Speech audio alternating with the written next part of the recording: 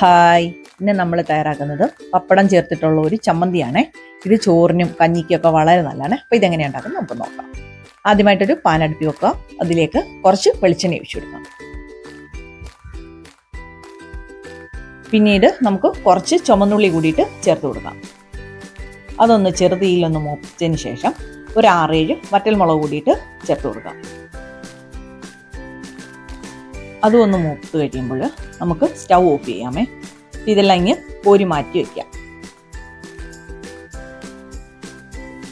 പിന്നീട് അതേ എണ്ണയിൽ തന്നെ 2 പപ്പടം ചെറുതായിട്ട് മുറിച്ചിട്ട് കാച്ചിയെടുക്കാം.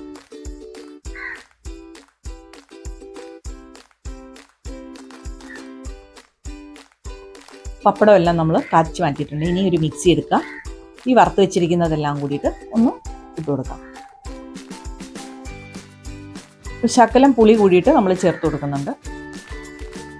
പിഴുപുളിയെ, പിന്നീട് കറിവേപ്പിലയും, ആവശ്യമായിട്ടുള്ള ഉപ്പ് കുറച്ച് ചേർത്താൽ മതി. പപ്പടത്തിൻ്റെ ഉപ്പും കൂടിയിട്ട് കാണും. ഇതെല്ലാം കൂടിയിട്ടൊന്ന് അരച്ചിട്ട് വരാം. ഇതെല്ലാം കൂടി അരച്ച് വന്നിട്ടുണ്ട്. ഇനി പപ്പടം ഒന്ന് പൊടിച്ച് ചേർക്കാം.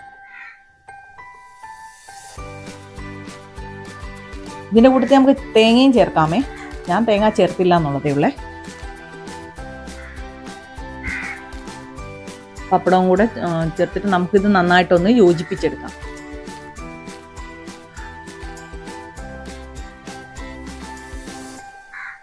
നമ്മുടെ പപ്പടച്ചമ്മന്തി ഇവിടെ റെഡി ആയിട്ടുണ്ട്. ഇത് കഞ്ഞിക്കൊക്കെ നല്ല. അപ്പം ഞങ്ങൾ ഇന്ന് കഞ്ഞിയുടെ കൂട്ടത്തിലാണ് ഇതെടുക്കുന്നത്. ഇത് നിങ്ങൾക്ക് ഇഷ്ടമായി എന്നുണ്ടെങ്കിൽ സപ്പോർട്ട് ചെയ്യുക. മറ്റൊരു വീഡിയോ ആയിട്ട് കാണാം.